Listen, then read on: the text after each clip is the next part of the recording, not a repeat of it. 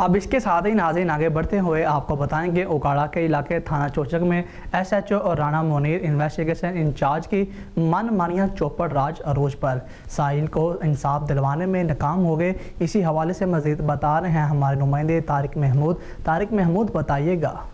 जी बिल्कुल, उकाड़ा के नवाई गांव ठट्टा मानक से मोहम्मद यार वालदा मोहम्मद तुफैल कौम खरल की मुद्दत में जेली करेंसी नोट 5000 रुपये चलाने पर मुल्ज़मान हाशिम अली और गुलाम फरीद के खिलाफ थाना चोचक में मोरका 19/4/2022 को मुकदमा नंबर 120/22 बजुर्म 499B के तहत दर्ज किया गया, जिसका तफ्तीशी अफसर राणा मुनीर अहमद इन्वेस्टिगेशन इंचार्ज मुल्ज़मान को पकड़ने में बिल्कुल नाकाम।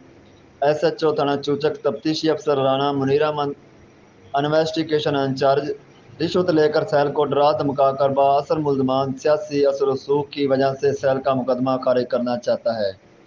रात के वक्त मुल्ज़मान हाशिम अली को गिरफ्तार किया गया, जो कि SHO और तफ्तीशी अफसर राना मुनीर अहमद मिलकर मुल्ज़म को बारी रिश्वत लेकर छोड़ने में मसरूफ़। गरीब सैल की DPO उकाड़ा IG पंजाब वज़ीर आला पंजाब को इंसाफ की अपील।